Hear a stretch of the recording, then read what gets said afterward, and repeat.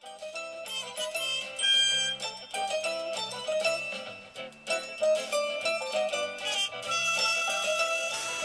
everybody,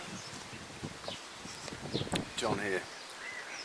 I thought it might be interesting to do a little bit of a Dixie Land Farm, Chris at Dixie Land Farm style video where he shows you what he's doing on the farm or things that are going on. I haven't got a farm, but I've got a greenhouse and a small vegetable plot. So yeah, it's quite pleasant weather this spring so far. So the greenhouse is doing pretty well, I think.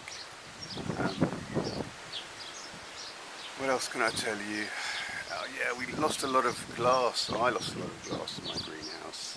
It's not a particularly big one. I spoke with Chris briefly yesterday on YouTube, and he said his dad built a greenhouse when he was a kid. When Chris was a kid, I think. But he said he salvaged some windows or something like that and built a big greenhouse. Well, this isn't a big one, it's just a regular aluminium one. And that I got for free off Free Cycle, I think. So I'd go and collect it, deconstruct it, construct it here. But anyway, in the spring this year, we had some storms. I think there was one called Franklin, one called Eunice, another storm called Dudley, and things were flying around in the garden. It was just ridiculous, and I lost a lot of glass. Anyway, somebody advertised another free greenhouse locally. I deconstructed it, and I wasn't really interested in the greenhouse. I just wanted the glass, because glass can be expensive if you've got to buy a lot of panes all at once. So I managed to replace much of the glass that I'd lost, which made me very happy. Anyway, let's go and have a look inside.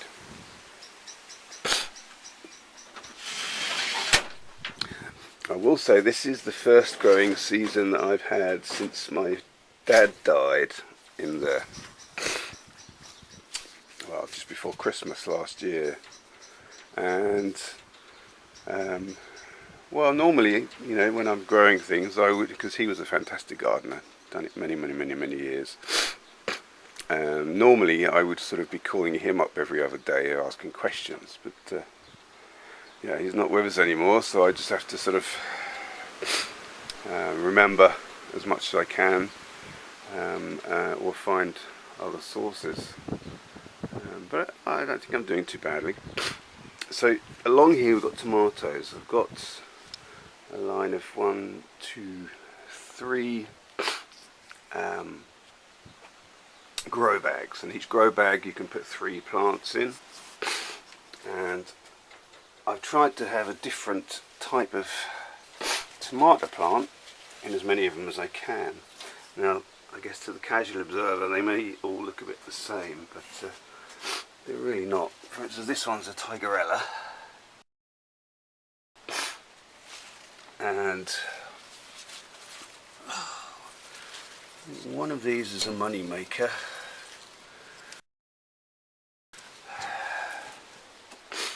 And then I've got one called ananas here, which is a Germanic word for pineapple. I don't think it's a pineapple tomato, it's just the name of the tomato. And then I've got another grow bag along here with 3 types. I think this is a Roma. So it's like a plum tomato style, that one. Now, there's a thing that you have to do with tomatoes as they grow. When you get a branch like this, they get these little, what they call suckers, and you're supposed to pull them off. The idea is to reduce the amount of, what would you call them, branches, if you like. Here, that's a good example. Reduce the amount of branches so that you can concentrate the plants. Here's a good example.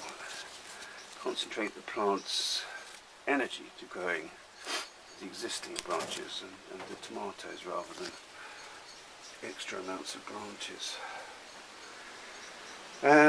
Along the top here I've got cucumbers. This is a lemon cucumber. And they spread, they sort of climb. This plant here is a chili plant, so it's going to give me chili peppers. These are other types of peppers. These ones in front, there's another one there. And these behind are regular cucumber plants. You see a cucumber there. They kind of grow thick and fast, cucumbers do. There's another one here. I'll pull this one off. Make my wife a cucumber sandwich for lunch with that maybe. I'll get it off. Twisting it. And you can see lots of little mini cucumbers growing. There. There's my dog outside having a rub in the sun, a roll in the sun. I water them in the hole, like that. Keep them watered every day. And of course I'm probably guilty of overcrowding because it's hard to actually find the watering hole. Sometimes with all the leaves everywhere, and ideally it's best to try and keep the water off the leaves, because the water on the leaves can introduce sort of mildew.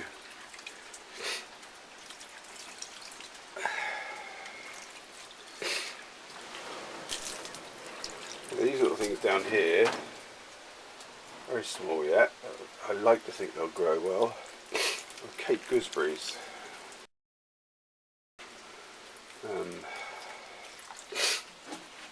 I've grown them once before and they are amazing because you get Cape gooseberries. I mean, they need to grow sort of really right up high, about 2 or 3 foot tall, and then you get the Cape gooseberries on them, and they are really nice because you can eat them when they're ripe rather than just buy the ones in the shops that are picked before they're ripe, so they have a longer shelf life. Here's a cucumber that I've just picked. Give that to Mrs. Bellamy for lunch. This is basil, nice and healthy looking. Lots of cucumbers. I like cucumbers. There's something special about homegrown cucumbers. They are better than anything you buy in the shop. It's always really interesting to do, like there's some more there. Always interesting to do a test comparison. Test a couple of slices of cucumber from the greenhouse, from your own greenhouse, with one that you buy in the supermarket, and there really is no comparison. There's some more chili plants down here. There's another bit of basil there. And in the back here, I've actually got a couple of buckets with carrots growing in them. Let's go and have a look at these outside. Yeah. Carrots.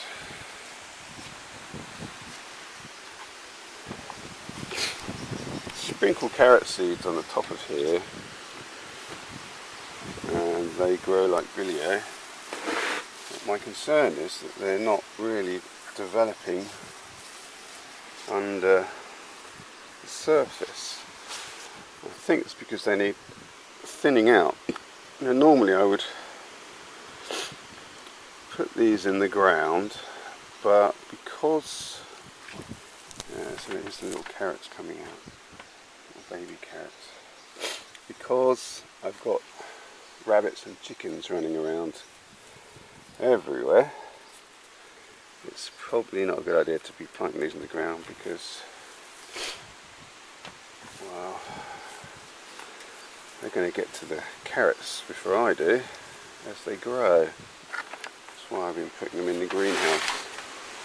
Now I'm hoping that I can thin this lot out and it will make much more space for some of the carrots to grow.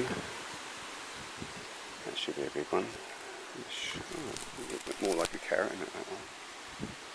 And then I'll have some decent sized carrots to actually eat. Here I've got beans growing. Further away are runner beans. And here are a mixture of regular French green beans, a yellow variety, and also a sort of deep dark blue-black colour variety as well. And I've got them quite heavily guarded with wire, purely to keep the rabbits and the chickens out. It seems to have done the job so far. I hope that continues to do the trick.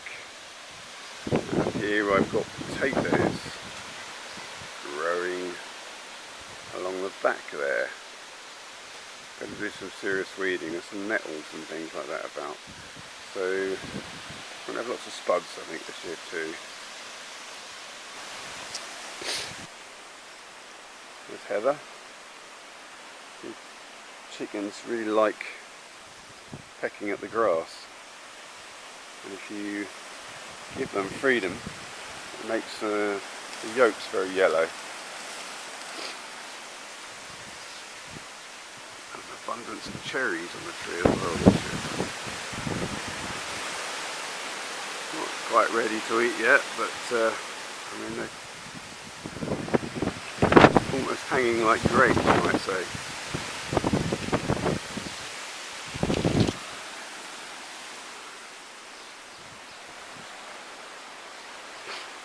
There's Deborah. Call her Deborah because it rhymes with zebra. And she kind of has this sort of black and white effect on her. That's Flappy.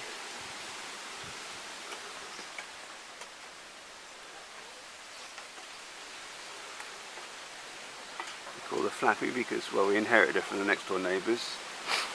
And they called her Flappy, and she's been that. She actually lays blue eggs, which are quite pretty. Now this hen here, we call her Strawberry, and she's a regular, what do you call them? Can't remember what you call them now, but we call her Strawberry because she's a redhead and, you know, strawberry blonde. Feels more comfortable with that, I think. And there are the rabbits, Daisy and Honey. They like to hang out in amongst the rabbits, in amongst the hens. And they're also very wary to keep away from the dog, who likes to give them a bit of a chase. Here she comes now. No, no, no, no, you go away. Can't chase the rabbits. Bye-bye. See if they've laid any eggs today. Oh, there's Buffy. She's actually sitting on a small pile of eggs, I'm quite sure, in the hope that they're going to hatch. They never will because they're not fertilised. So she just likes to keep them warm, I think. Over here on my table, garden table, we've got 6 or 7 grow bags, and they've got first early potato plants in, and you can see they've wilted, so they're just about ready to be turfed out. I'll give them about another week. Potatoes, you're supposed to let them flower. So, yeah, there's a tomato plant flower. Once they've flowered, they're well on their way to being ready. And I've heard that if you let them go past that stage and wilt, then they're ready to go. So you can, well, I think I said that I would wait until mid-June before I will take out some of these spuds. but they'll be small. I don't think you have them in America. But we in Britain and Europe generally like these small, what are called new potatoes. So they're not fingerling or baby potatoes, they're just very, very young potatoes with very, very thin skin. And they are the nicest potatoes you've ever tasted in your life. Anyway, is that mildly interesting to those of you that collect records and might have an interest in horticulture too. Thanks very much. Check out my next video. Bye.